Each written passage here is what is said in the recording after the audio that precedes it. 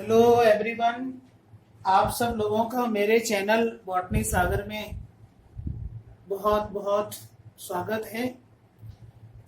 Last lecture भी मैंने bryophyte से स्टार्ट किया था। ब्रायोफाइट को डिफाइन मैंने किया था और ये आपको बताया था कि bryophytes are small chlorophyllous non vascular multicellular terrestrial cryptogams के प्लांट होते हैं ब्रायोफाइट्स। और आज इनके कैरेक्टर्स के बारे में पढ़ते हैं। तो कैरेक्टरिस्टिक फीचर ब्रायोफाइट्स के क्या होने चाहिए वो आपको समझना है। Characteristic feature of bryophytes. तो सबसे पहले मैं बात करूं इनके हैबिटेट के बारे में। तो फर्स्ट पॉइंट आप हैबिटेट से रिलेटेड लिख सकते हैं। और हैबिटेट का मीनिंग होता है कि place of the living organism, जहां कोई ऑर्गेनिज्म रहता है उसका वास स्थान। तो हैबिटेट की बात करें हम तो commonly growing in moist shaded areas. जो ब्रायोफाइट्स हैं commonly growing in moist shaded areas, moist shaded areas, तभी इनको हम सियोफाइट भी बोलते हैं। क्यों? क्योंकि छाया वाले जगह पर ग्रो करते हैं, इसलिए इन प्लांट्स को हम शेड लविंग प्लांट्स बोलते हैं, मीन्स सियोफाइट्स। अब कहाँ ग्रो करते हैं? हिली रीजन्स पर, ठीक है। तो शेडेड एरिया में ग्रो करते हैं तभी इनको क्या बोला जाता है?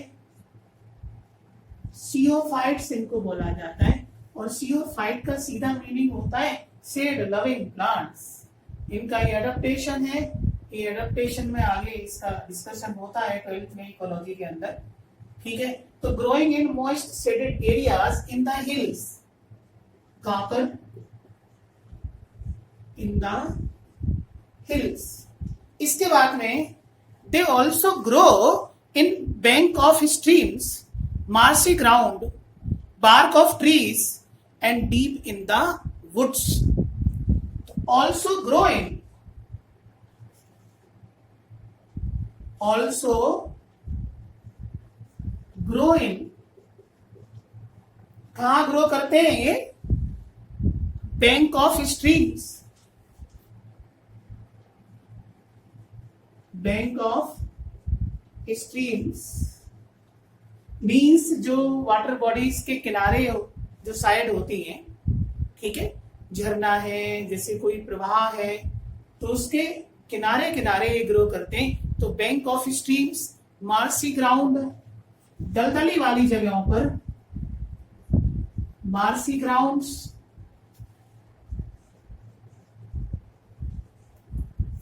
And also grow in bark of trees and deep in the woods, bark of trees and deep in the woods. लकड़ियों पर भी ये ग्रो कर जाते हैं और पेड़ों की छालों पर भी ये क्या है? ग्रो कर जाते हैं। तो बड़े स्पेसिफिक और यूनिक प्लांट हैं। इसके बाद नेक्स्ट पॉइंट हम ले लेते हैं कि ब्रायोफाइट्स को और क्या बोलते हैं। ब्रायोफाइट्स के बारे में सबसे इंपॉर्टेंट बात आती है कि bryophytes also called as amphibians of the plant kingdom. तो सेकंड पॉइंट हम ले सकते हैं कि bryophytes also called as, bryophytes called as, सीधा ही लिखिए आप, called as amphibians, amphibians of plant kingdom. Plant kingdom के एम्फीबियंस हैं, एम्फीबियंस ऑफ प्लांट किंगडम इन्हें बोला जाता है। और वो बोला इसलिए जाता है because they required water for sexual reproduction, they required water for fertilization, इसलिए इन्हें amphibians of the plant kingdom बोला जाता है। हालांकि ये लैंड पर ही ग्रो कर रहे हैं, but they need water for completion of sexual reproduction, that is the fertilization. Clear है ना? आपकी क्लियर हुआ ये पॉइंट? इसके बाद और भी इनको बोल सकते हैं, also called as most primitive embryophytes, also called as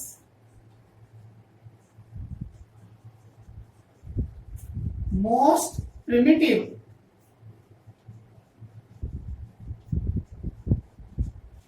embryophytes, क्योंकि एम्ब्रियो फॉर्मेशन ये करते हैं। सबसे पहले एम्ब्रियोफाइट है, फर्स्ट एम्ब्रियोफाइट से, है ना? ऑल्सो कॉल्ड एज, और क्या बोल सकते हैं इन्हें? फर्स्ट टेरेस्ट्रियल प्लांट्स भी बोल सकते हैं। Clear? Also called as first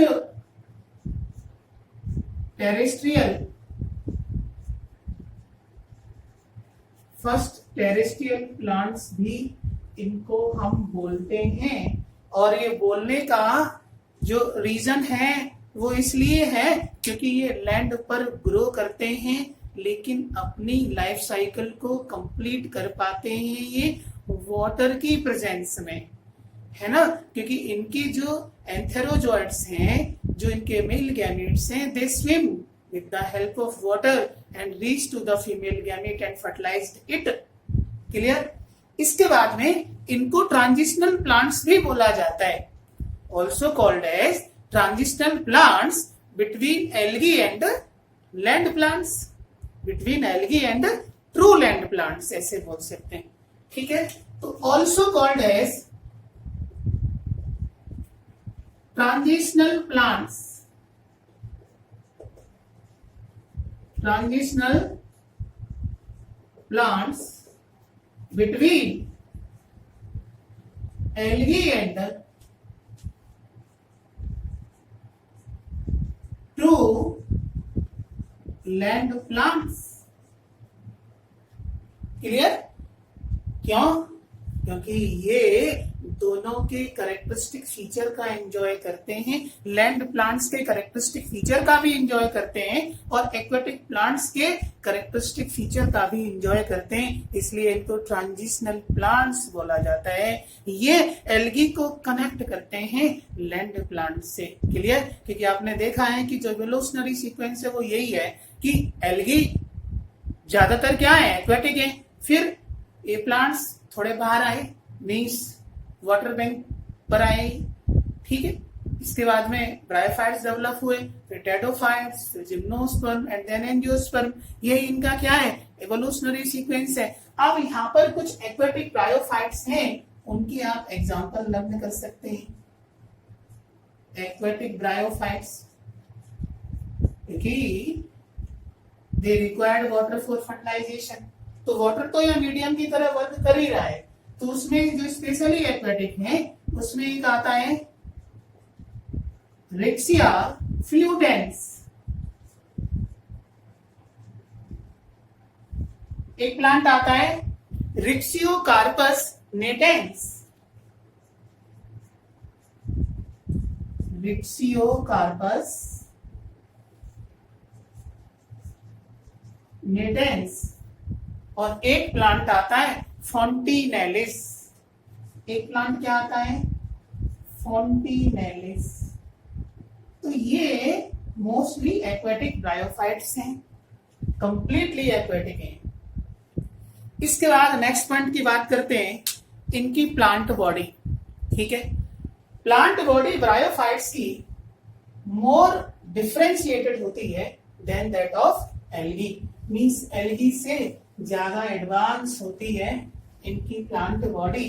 even इनकी प्लांट बॉडी को थैलस ही बोला जाता है, which is not differentiated into true roots, stems or leaves, but they possess root-like, stem-like or leaf-like characters या leaf-like structures। तो इस तरीके से इन जो प्लांट बॉडी है उसको थैलस ही बोला जाता है, और जो एल्गी से थोड़ी सी ज्यादा क्या है, डिफरेंशिएटेड होती है। तो plant body of bryophyte is more differentiated. तो नेक्स्ट करेक्टर हम ले सकते हैं plant body of bryophytes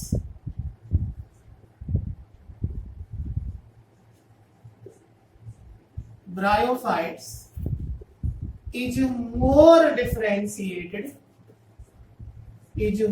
differentiated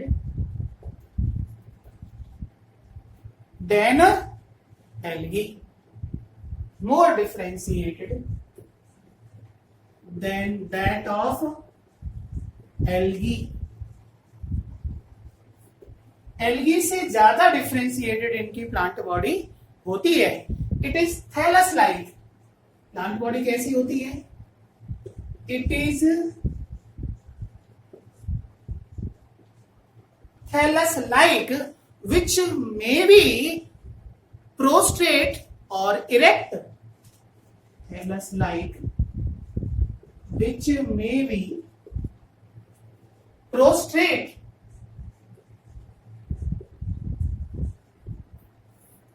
और इरेक्ट। ठीक है। प्रोस्ट्रेट का मीन्स है कि line to the ground, ground पर लेटी हुई, और इरेक्ट का मीन है सीधी बिल्कुल ग्राउंड से ऊपर, है ना।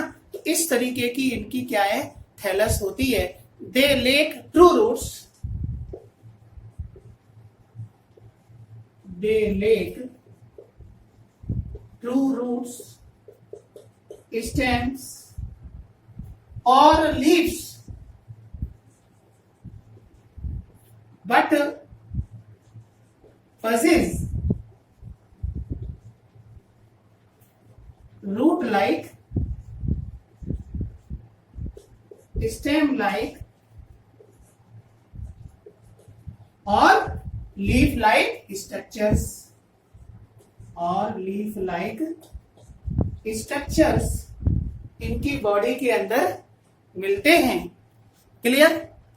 The main plant body is haploid, which is attached to the substratum by means of root-like structure that is called as rhizoids, which may be unicellular or multicellular. तो next point लिख सकते हैं कि the main plant body is haploid. The main plant body is haploid, which is attached to the substratum, which is attached to the substratum by means of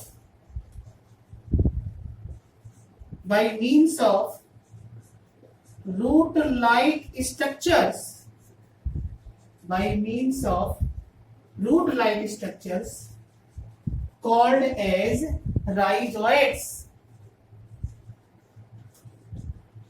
called as rhizoids। और rhizoids के बारे में ये जाना जाता है कि which may be unicellular और multicellular, which may be unicellular and multicellular।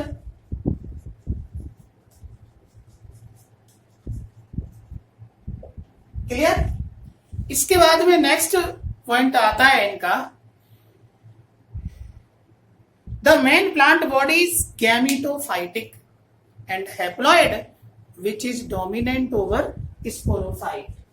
तो नेक्स्ट इनका करेक्टर आ जाता है कि the main plant body is gametophyte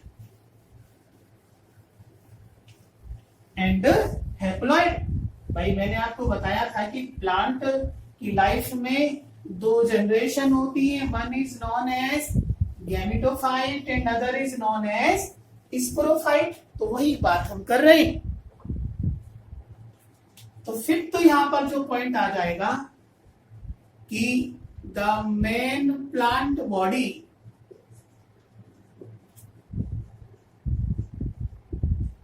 is gametophytic phytic and haploid having single set of the chromosomes which is dominant over sporophyte, which is dominant over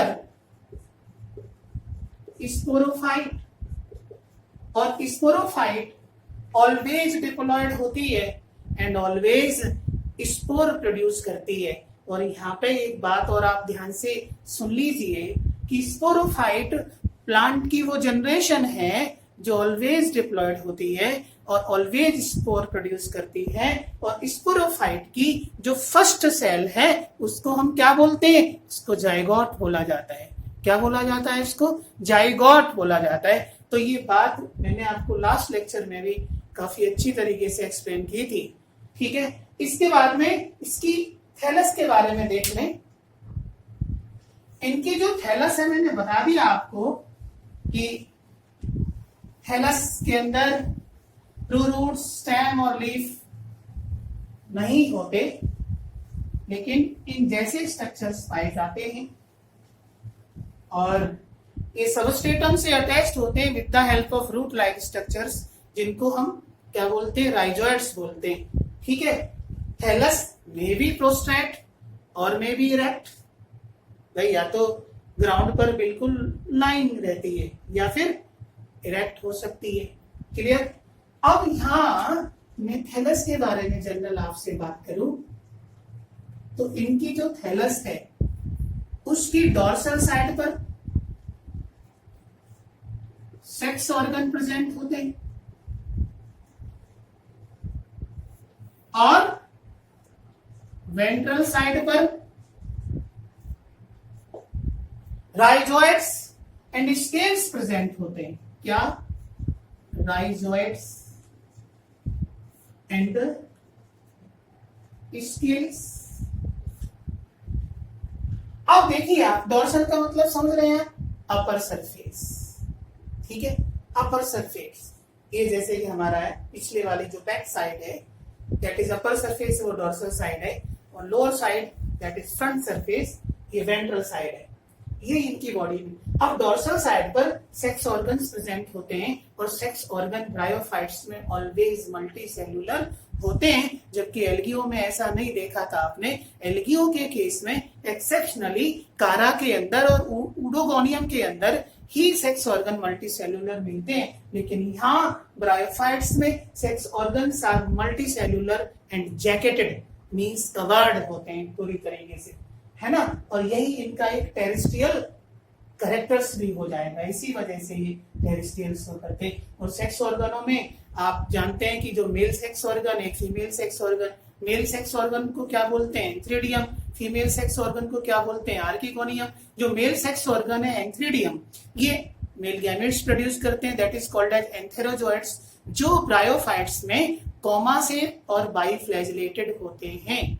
clear? यदि antheridium के structure की बात करें तो एंथ्रीडियम ब्रायोफाइट्स में club shape के होते हैं। सेकंड, आर्किगोनियम की बात करें तो आर्किगोनियम एक फ्लास्क शेप स्ट्रक्चर है। कैसा है? फ्लास्क शेप स्ट्रक्चर है, जिसमें ऊपर ट्यूबुलर नेक होती है और नीचे जो स्वेलन पार्ट है, बेसल स्वेलन पार्ट, उसको वेंटर बोला जाता है। क्लियर? और इस आर्किगोनियम के अंदर वेंटर कैनाल सेल और एग सेल पाई जाती है, सिंगल एग सेल। ठीक है, जो फर्टिलाइज होकर के जाइगोट फॉर्म करती है। क्लियर? अब राइजोइड्स की बात करें यहाँ पे तो ये rhizoids there are of two types, unicellular and unbranched. Unicellular and unbranched type के राइजोइड्स मिलते हैं और कुछ ब्रायोफाइट्स में मल्टीसेल्युलर एंड ब्रांच्ड राइजोइड्स मिलते हैं, but they also have oblique septa, also have oblique septa. भाई सिंपली राइजोइड्स क्या है, रूट लाइक स्ट्रक्चर्स हैं लाइक दैट। अब इसके अंदर इस तरीके से ये सेप्टा भी पाए जाते हैं इनके राइजोइड्स के अंदर। क्लियर। अब यहाँ पर इन राइजोइड्स की प्रेजेंस किस टाइप की कहाँ मिलती है, देखो मैं क्लासिफिकेशन आपको ब्रायोफाइट्स का बताऊंगा। उसमें मैं यदि एनसीईआरटी के अकॉर्डिंग बात करूं तो 2 क्लासेस एनसीईआरटी में गिवन है, लिवरवर्ट्स और मॉसिस। लेकिन मैं आपको 3 क्लासेस बताऊंगा, लिवरवर्ट्स, हॉर्नवर्ट्स एंड मॉसिस। लेकिन यहाँ पर जो यूनिसेल्युलर एंड अनब्रांच टाइप के जो राइजोइड्स हैं ये कहाँ पाए जाते हैं, लिवरवर्ट्स में पाए जाते हैं, लिवरवर्ट्स में पाए जाते हैं। लाइक दैट मार्केंसिया, रिक्सिया, है ना, टीलिया, ये एग्जांपल इसमें आते हैं। और multi cellular and branch type की जो राइजोइड्स हैं they also have oblique septa. ये किसमें मिलते हैं, ये मॉसिस में मिलते हैं, मॉसिस में। Like that Funaria, like that Polytrichum, Sphagnum, इस तरीके के मॉसिस में multi cellular and branch type के राइजोइड्स मिलते हैं। अब एक बात और यहाँ पे थोड़ी समझनी है आपको, स्केल्स क्या है ये एक्चुअली में जो स्केल्स हैं ये एक मल्टी सेल्यूलर स्ट्रक्चर्स हैं जो राइजोइड्स के साथ, थैलस के साथ एसोसिएटेड होते हैं। तो स्केल्स क्या है, multi cellular structure associated with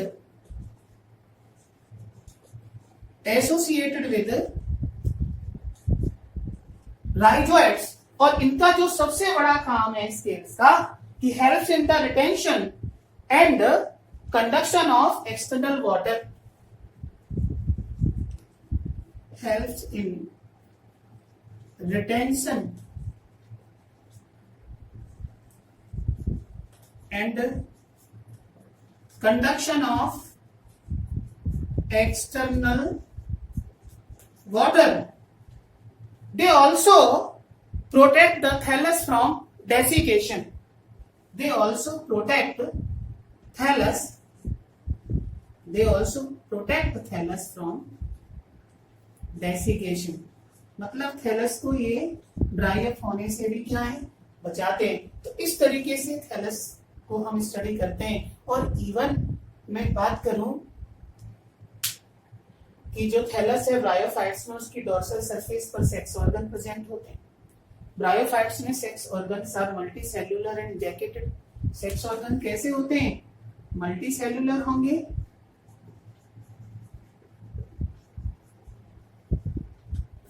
and jacketed होंगे, means covered by sterile cells. Clear है ना। और आगे मैं इनको और थोड़ा डिटेल में स्टडी करूंगा। तो यही स्टूडेंट आज मेरा टॉपिक हो जाता है। और आप लोग अच्छे से पढ़ते रहें और मेरे चैनल को आप सब्सक्राइब करें, लाइक करें, शेयर करें और मजे लेते हुए आप पढ़ते जाएं। यही मेरा आपसे कहना है। क्यों, क्योंकि पूरी जिंदगी नहीं पढ़ा जाता है। यही टाइम है आपके पास जिसमें आप अपना पूरा एफर्ट लगा सकते हैं। 26 जुलाई को आपको टारगेट बना के चलना है, पूरा सिलेबस रिवाइज कराना है आपको। ठीक है, पूरा सिलेबस आपको रिवाइज करना है। और जो भी आपको क्वेरी आती है, कोई प्रॉब्लम आती है, तो वो आप मेरे से डिस्कस कर सकते हैं, कमेंट कर सकते हैं आप। ओके बच्चों, बाय, सी यू अगेन।